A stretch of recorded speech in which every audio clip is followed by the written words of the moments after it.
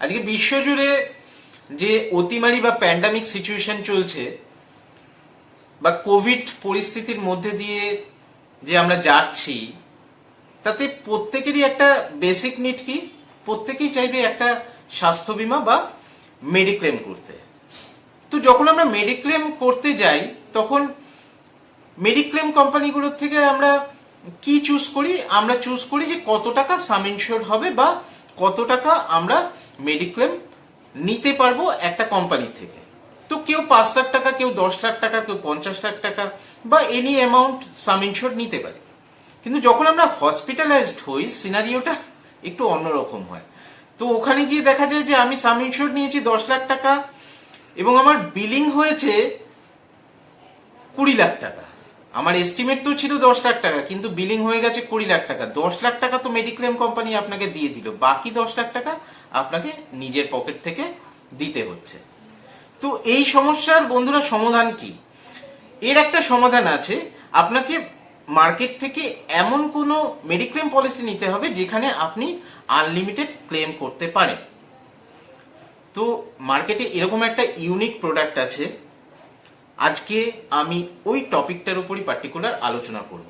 আজকে আমার টপিক হলো বাজাজ অ্যালায়েন্সের হেলথ ইনফিনিটি, যেখানে care unlimited. Welcome to my all YouTube viewers. আমি অঞ্জিষ্ণু সাহা। আমি মাস্টার্স করেছি বিজনেস অ্যাডমিনিস্ট্রেশন নিয়ে। লাস্ট 17 ইয়ার্স আমার এক্সপিরিয়েন্স হলো ব্যাংকিং অ্যান্ড ফাইন্যান্সে। রাইট নাও আপনি আমার থেকে কনসালটেন্সি পেতে পারেন life insurance, mediclaim, general insurance, mutual fund, corporate fixed deposit এবং বন্ডসের। এনি কোয়ারিজ আপনি আমাকে ফোন করতে পারেন মোবাইল নাম্বার 8617789332 তে। আপনি হোয়াটসঅ্যাপ করতে পারেন 9051108443 তে, বা আপনি আমাকে মেল করতে পারেন। আমার মেল আইডি onjishnu.mflic@gmail.com। এবার সরাসরি আমরা বাজাজ অ্যালায়েন্সের হেলথ ইনফিনিটি পলিসির স্পেশাল ফিচার্সে চলে আসছি। এটা একটা ইনডেমনিটি হেলথ পলিসি যেখানে কোনো লিমিট নেই অন সাম ইনশিওর্ড। ইউনিক একটা জিনিস বাজাজ এখানে অ্যাপ্লাই করেছে যে আমরা তো হেলথ ইন্স্যুরেন্স পলিসি সাম ইনশিওর্ড ওয়াইজ নেই, তো এখানে বাজাজ বলেছে যে আপনি room rent wise policy choose করুন। তো রুম রেন্টের ভ্যারিয়েন্ট কি 3,000 থেকে 50,000 পর্যন্ত পার ডে রুম রেন্ট আপনি নিতে পারেন।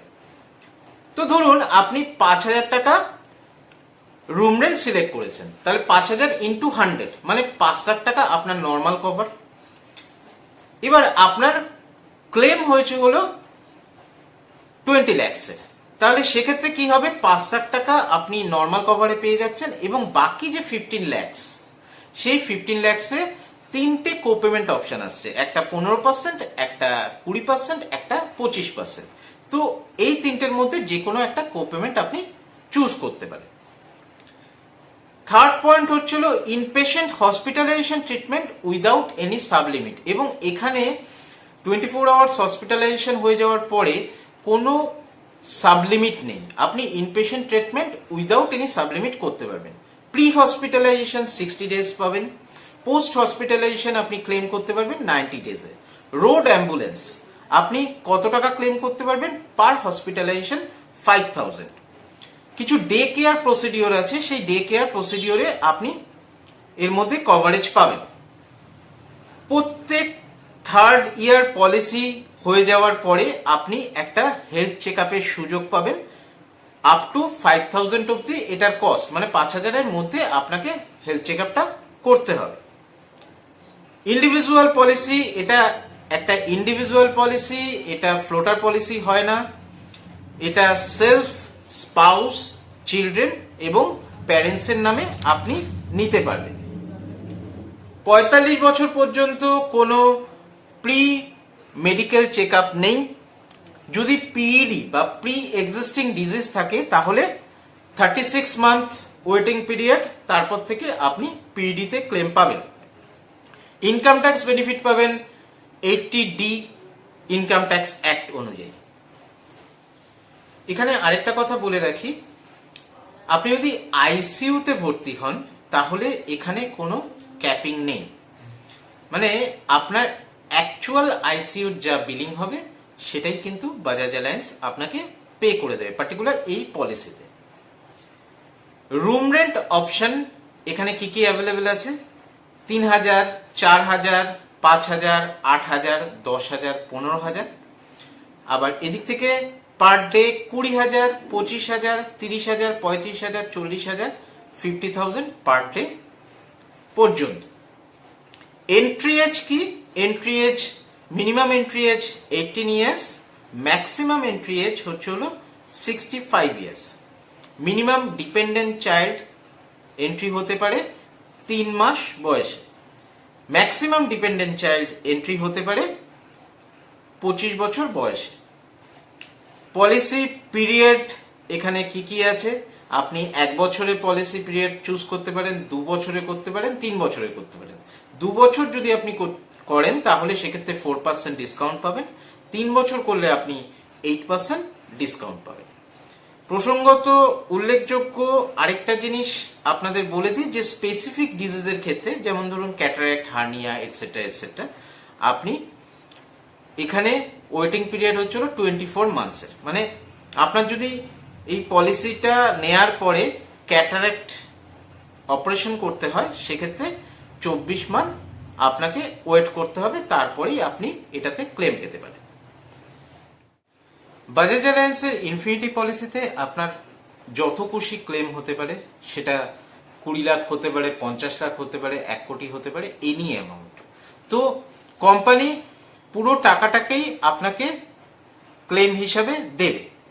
এবার কি হিসাবে ক্লেম সেটেলমেন্ট হবে সেটা একটা ছোট্ট এক্সাম্পলের মাধ্যমে আমরা বুঝে নেব।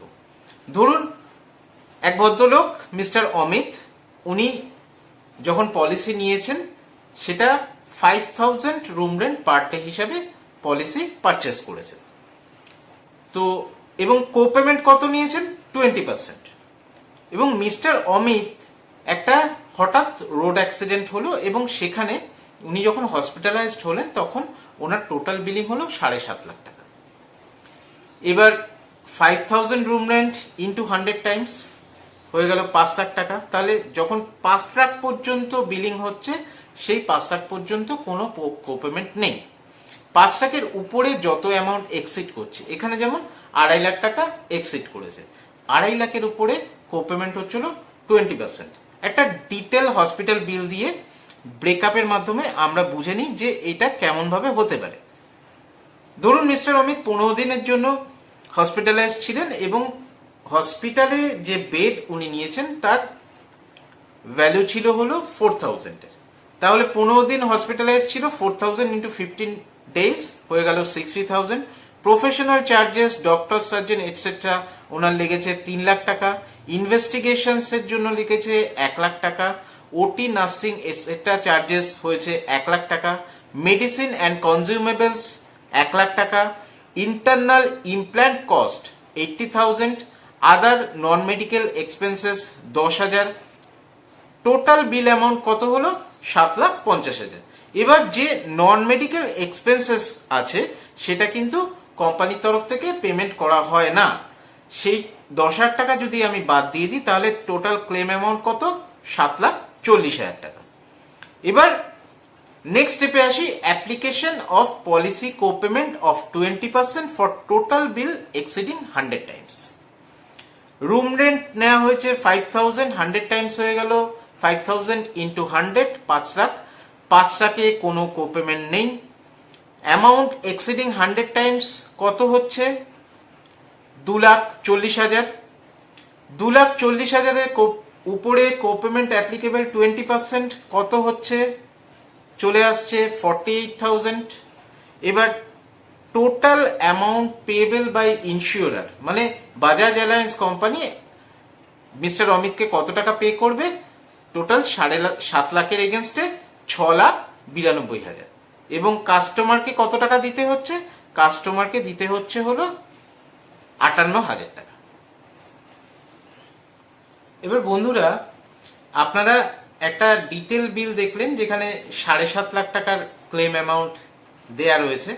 এবার এটা 7.5 লাখ টাকার জায়গায় 50 লাখও হতে পারে, 1 কোটিও হতে পারে, যে কোনো অ্যামাউন্ট যেভাবেই হোক না কেন আপনারা ক্যালকুলেশনটা মনে রাখবেন যে বেস পে হচ্ছে হলো আপনার রুম রেন্ট ইন্টু 100 টাইমস, এখানে কোনো কোপেমেন্ট নেই।